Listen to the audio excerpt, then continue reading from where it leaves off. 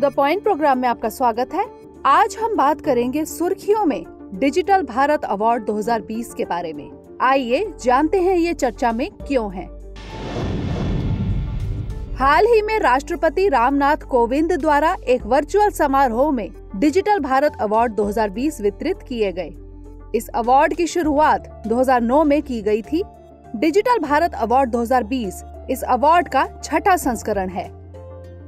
Digital Bharat award 2020 national portal of India के माध्यम से डिजिटल गवर्नेंस के क्षेत्र में उत्कृष्ट कार्य करने के लिए दिया जाता है। National portal of India cyber space के क्षेत्र में सरकारी सूचनाएं और सेवाएं पहुंचाने वाली फ्लैगशिप परियोजना है। आइए जानते हैं डिजिटल भारत अवार्ड 2020 के बारे में। हरियाणा राज्य को ई गवर्नेंस प्रयासों के लिए पहला स्थान प्राप्त हुआ है। हरियाणा ने एक्सीलेंस इन डिजिटल गवर्नेंस राज्य केंद्र शासित प्रदेश श्रेणी में प्लैटिनम अवार्ड हासिल किया है। यह अवार्ड स्वास्थ्य, श्रम, वित्त, सामाजिक न्याय और पर्यावरण जैसे क्षेत्रों में ऑनलाइन सरकारी सेवाओं की स्थापना के लिए दिया गया है। हरियाणा को पहला स्थान डिजिटल भारत के विजन, पेपरलेस और cashless service scheme delivery model को पूरा करने के लिए दिया गया है। तमिलनाडु को एक्सीलेंस इन डिजिटल गवर्नेंस श्रेणी में गोल्ड अवार्ड के साथ दूसरा स्थान हासिल हुआ है। एक्सीलेंस इन डिजिटल गवर्नेंस श्रेणी में उत्तर प्रदेश और पश्चिम बंगाल सिल्वर अवार्ड के साथ तीसरे स्थान पर हैं। आइए जानते हैं अन्य अवार्ड के बारे में।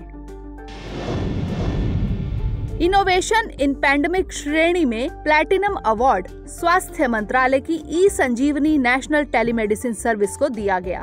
केंद्र सरकार को मंत्रालय विभाग की एक्सीलेंस इन डिजिटल गवर्नेंस श्रेणी का प्लैटिनम अवार्ड न्याय विभाग के अंतर्गत सर्वोच्च न्यायालय की ई समिति को दिया गया है, जबकि जूरी चॉइस की श्रेणी में आरोग्य सेतु और ई ऑफिस को अवार्ड मिले हैं। अब बारी है आज के प्रश्न की। निम्नलिखित कथनों पर विचार कीजिए। पहला, डिजिटल भारत अवार्ड की शुरुआत 2009 में की गई थी। दूसरा, हरियाणा ने एक्सीलेंस इन डिजिटल गवर्नेंस श्रेणी में पहले स्थान के साथ प्लैटिनम अवार्ड हासिल किया है। तीसरा, तमिलनाडु को एक्सीलेंस इन डिजिटल गवर्नेंस श्रेणी में गोल्ड अवार्ड के साथ दूसरा स्थान हासिल हुआ है। उपर्युक्त में से कौन सा या से कथन सत्य है या फिर है? ए केवल 1, बी केवल 1 और 2, सी केवल 2 और 3 या फिर डी 1, 2 और 3। इसका उत्तर हमें कमेंट सेक्शन में जरूर भेजिएगा। अगले सेशन में किसी नए टॉपिक के साथ मिलेंगे। तब तक के लिए धन्यवाद।